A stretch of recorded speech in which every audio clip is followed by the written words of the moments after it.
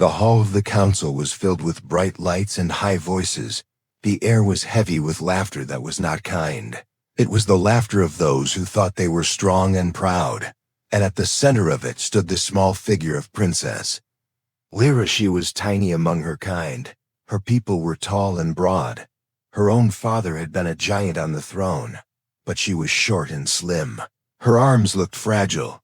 Her crown looked heavy on her head. The nobles whispered that she was not fit to rule. They said her body was weak and her spirit was weaker. Every time she tried to speak, her words were drowned by mocking sounds. Every step she took in the grand hall seemed to echo her shame. Her eyes lowered to the floor, but she did not cry. She held the staff of her house tight in her hand. Even as her knees shook, one voice rose above the rest.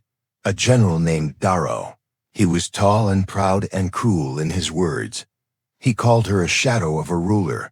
He told the council that her throne was empty even while she sat upon it, and the hall laughed with him.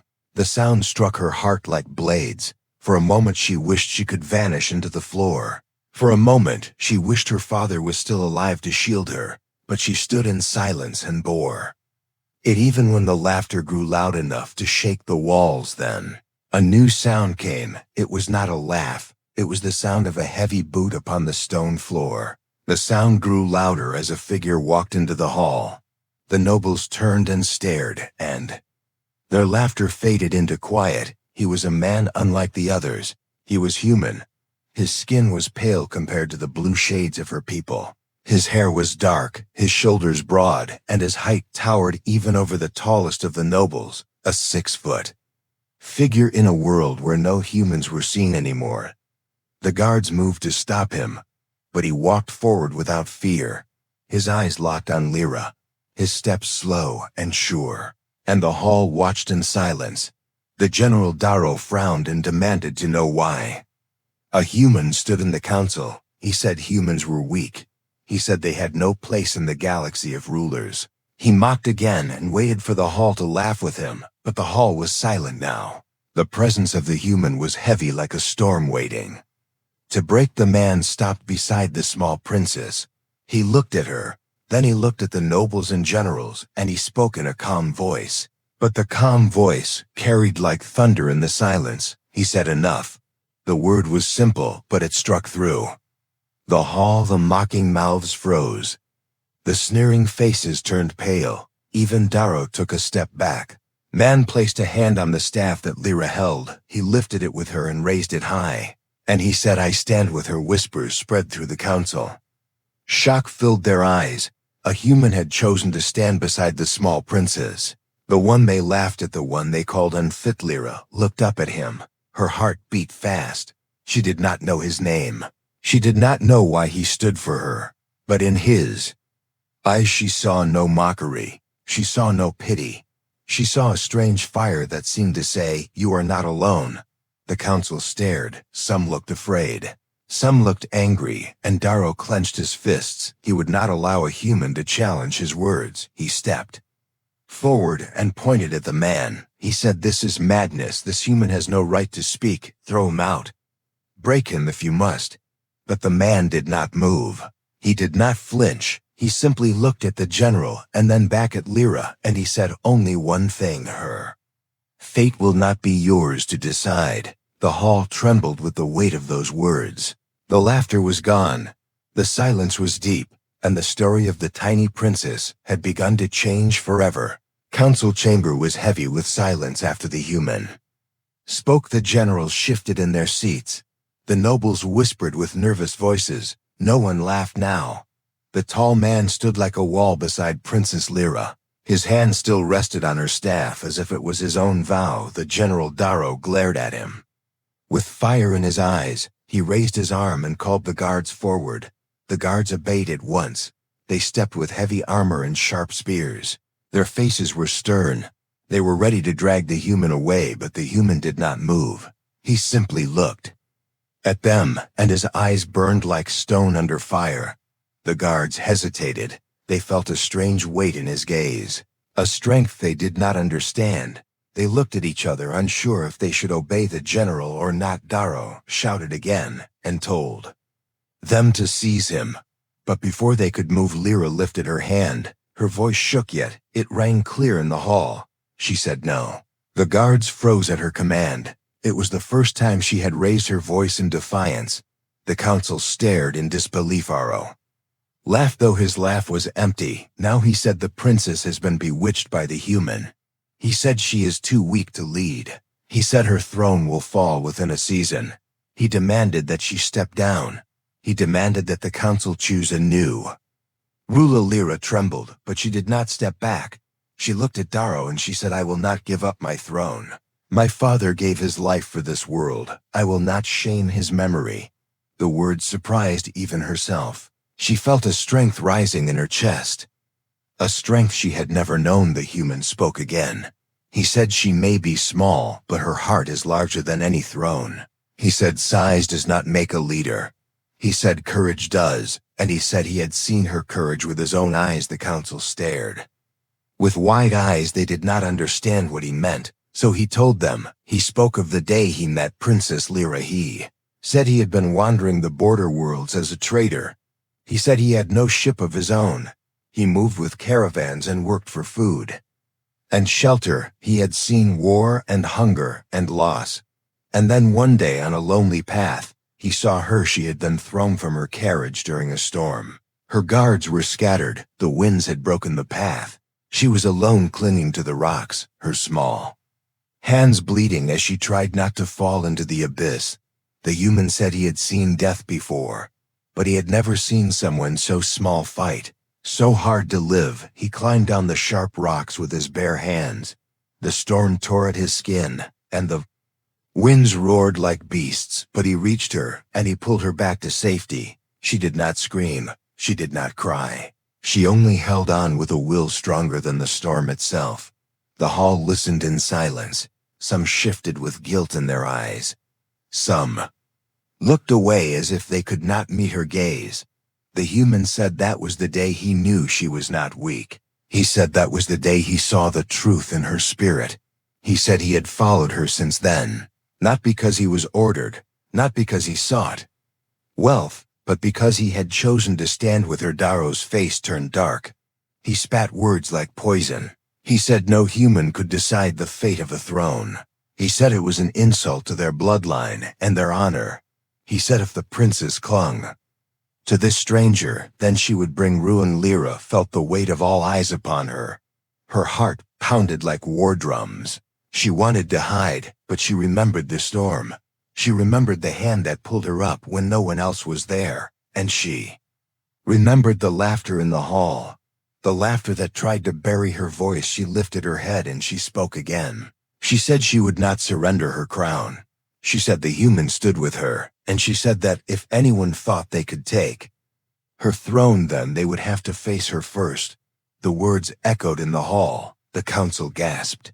No one had ever heard such defiance from her before. Daro snarled and pointed his finger at her.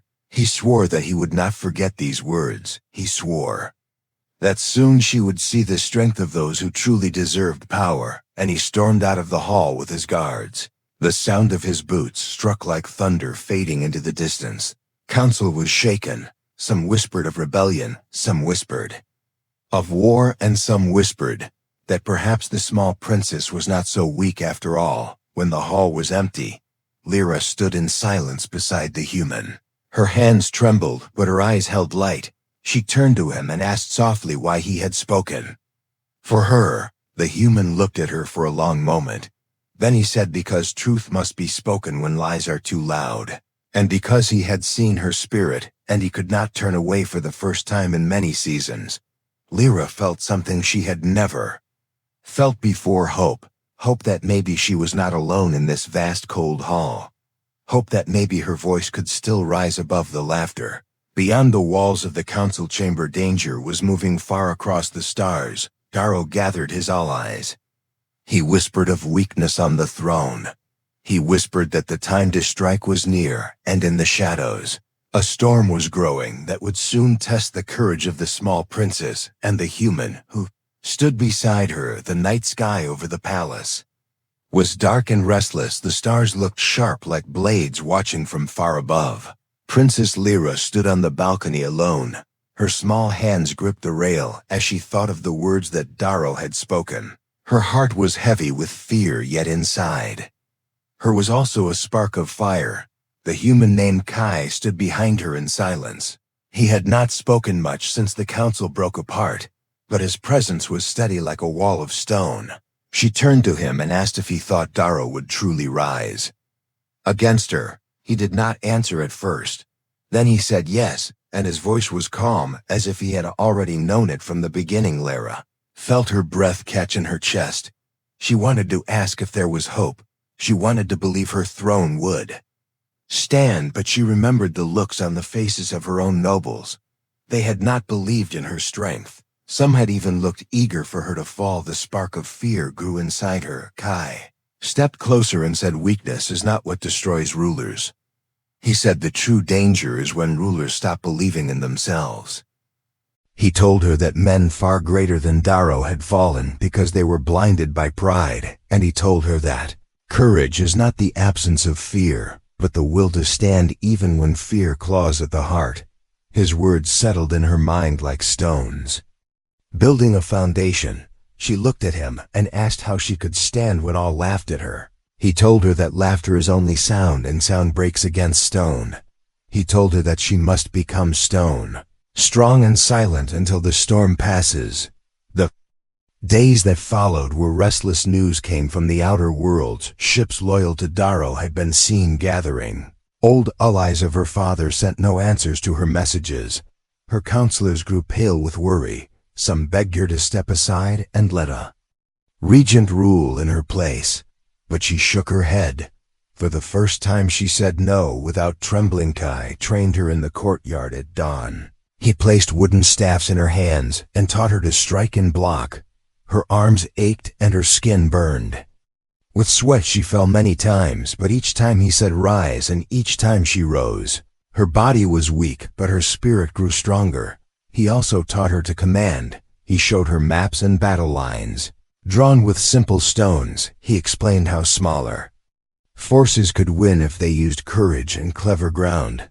At first she struggled to understand, but slowly she began to see the shapes of strategy. She began to see that size alone does not win wars. She began to believe that maybe even she could lead. One night as the stars burned cold, Kai told her about his world. He said on Earth humans were small compared to beasts of the wild.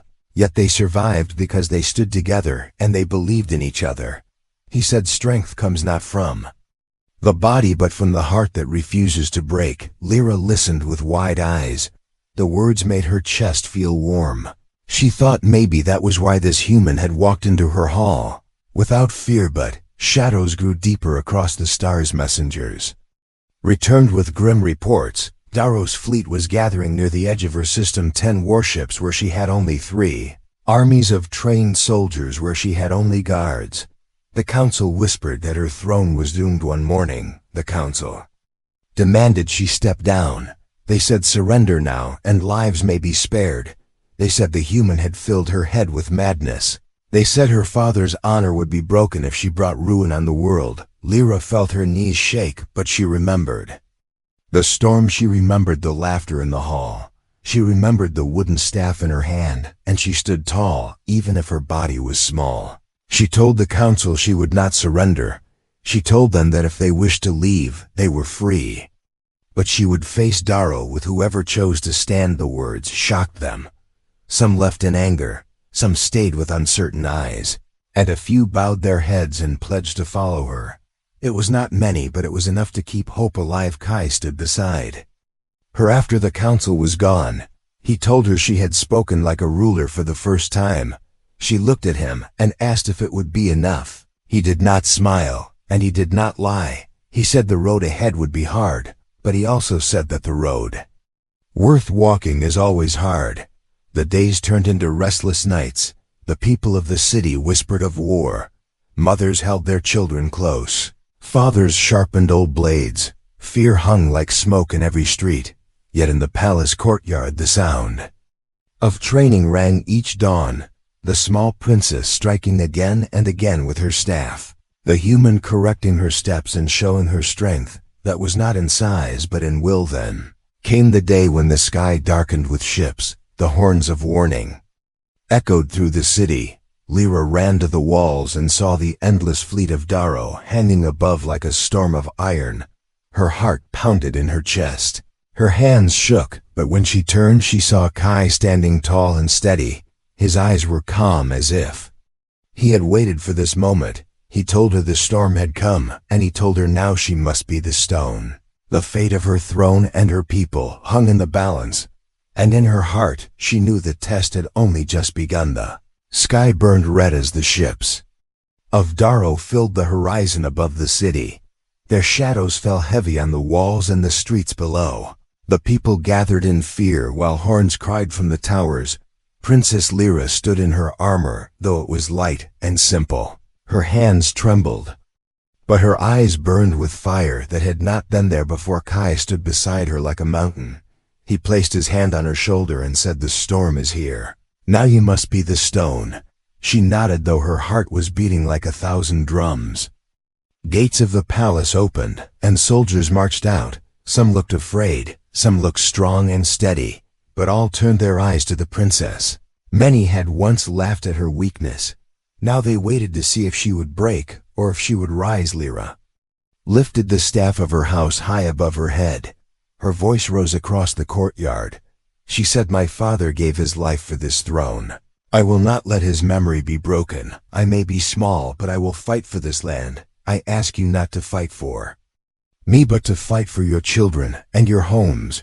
Her words spread like fire, some eyes filled with tears and some with rage against the enemy. The sound of voices lifted in answer. They would follow her. The first strike came from the sky. Flames fell as the warships opened fire. The ground shook and towers crumbled. Soldiers ran to their stations, and catapults turned upward. The battle had begun. Kai took his place at the front lines, his tall frame a beacon for the soldiers. He moved with steady steps, his staff in his hands like a spear. Where he stood, fear seemed to fade. His courage flowed into the men and women around him. They shouted with strength and stood their ground. Darrow himself landed with his war host at the far gate. His armor shone black under the red sky. His voice roared as he declared the princess was a child unfit to rule. He told his soldiers to crush her city and burn her throne. His army surged forward like a tide of steel. The clash shook the world. Steel struck. Steel flames roared, and smoke filled the air. Lyra fought at the walls, her staff striking again and again, though her arms ached. Kai was everywhere at once, his tall figure moving through the storm. He pulled soldiers to their feet when they fell. He struck down enemies twice his size. He stood like a wall that refused to fall. But the battle was not easy. The enemy was many, and their numbers pressed hard. The walls cracked under the fire. Soldiers cried out in fear as the enemy stormed the gates. Lyra saw the fear, and she knew she had to rise. She climbed the broken wall, though her legs shook. She stood high where all could see her, and she lifted her staff and shouted, "This is our land, this is our home, do not give it to them." Her voice cut through the smoke and fear. The soldiers raised their blades again. They fought with new strength. The tide slowed. Darrow saw her standing on the wall, and rage filled his eyes. He pointed at her and shouted for her to be struck down. Arrows flew through the smoke toward her, but Kai leapt onto the wall beside her. He raised his staff and knocked the arrows away with powerful strikes. The soldiers below gasped. They had never seen such speed from a human. Darrow growled and pushed through the crowd. He swung his heavy blade and cut down all in his path. He would face the princess himself. He climbed the wall and stood before her. His shadow towered over her small frame. He laughed and said, "You are nothing but a child." He raised his blade to strike, but Kai stepped between them. His eyes burned with fury. He said, "You will not touch her." And he met the strike with his staff. The clash rang like thunder. The wall shook with the force. They fought with power and rage. Darrow's blade heavy like a storm, Kai's staff fast like the wind. Each strike rang out across the field. The soldiers stopped to watch as the two clashed on the wall. Lyra's heart pounded. She wanted to fight, but she knew she could not match their strength.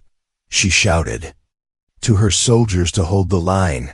She told them this battle was not hers alone, it was theirs. Her words carried into the crowd, and once again the soldiers rose with fire. But on the wall, the fight grew fierce. Darrow swung with fury, and one strike broke Kai's guard. The blade cut across his side. Blood spilled, and Kai staggered. Lyra screamed his name. The soldiers gasped. Darrow laughed with cruel triumph. Kai fell to one knee, but his eyes did not break. He looked at Lyra, and he whispered, "Be the stone." Then with one last surge he struck Darrow's chest with the broken staff. The force knocked the general back, but the effort drained Kai. He fell to the ground bleeding. Lyra rushed to his side. Her heart shook with fear. She pressed her hands against his wound. She begged him to rise.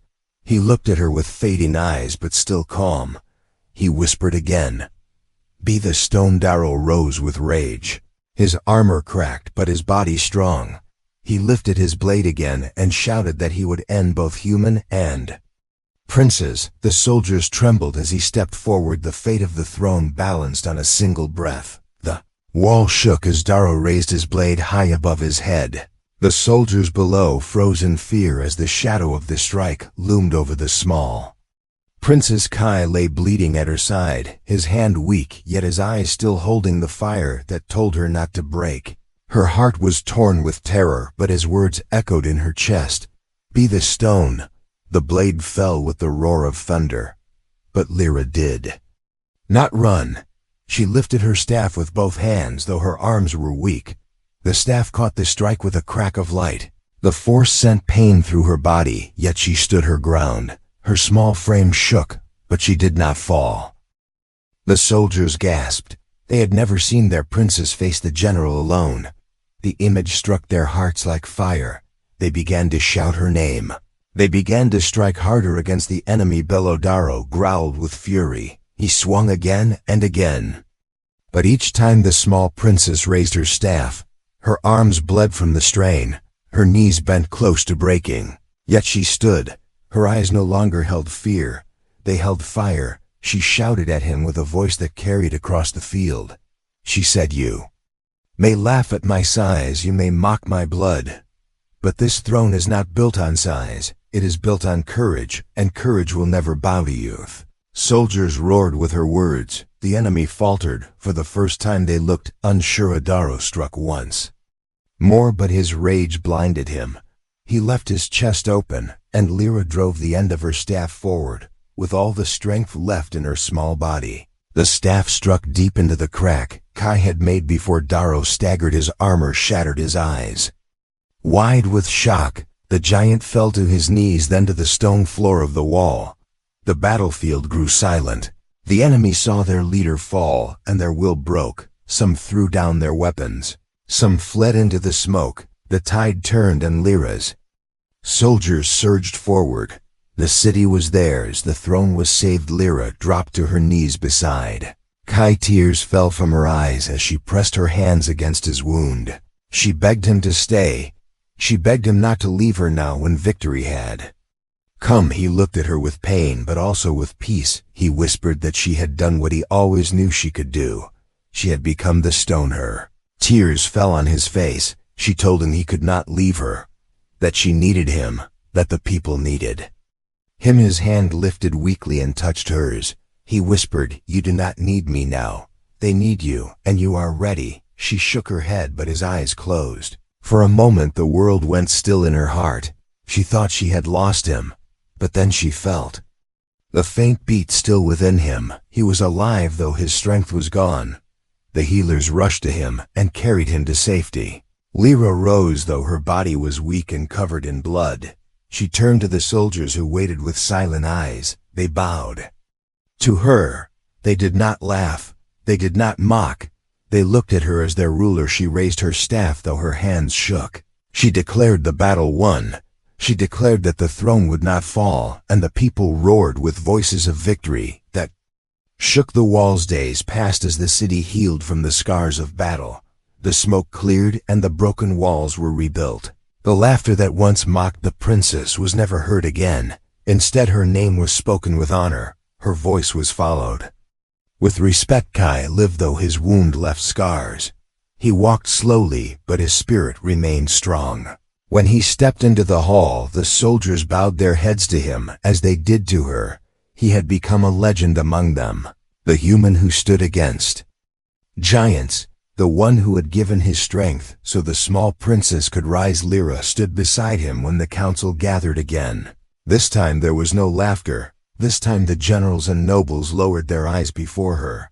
She spoke with calm and strength. She told them the throne was not a prize for the strong.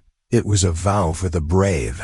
And she told them that her people would never bow to mockery again. The council accepted her. The throne was hers by right and by spirit. Her enemies had been broken, and her people united that night. She stood on the balcony once more. The stars were calm above her. She looked at Kai, who leaned on his staff beside her. She told him she could never have done it without him. He shook his head, said, "You always had the strength. I only reminded you of it." She smiled with tears in her eyes. For the first time she felt not small but strong, not weak but whole. The fate of the tiny princess had been forever changed, not because she had grown taller, not because her enemies had fallen, but because she had found the courage to stand. And beside her stood a human 6-footer whose loyalty had turned laughter into silence and silence into respect. From that day her name was written in the history of her world, the princess who was mocked, the princess who rose, the princess who became the stone, and always at her side, the tale of the human who changed her fate forever. The end.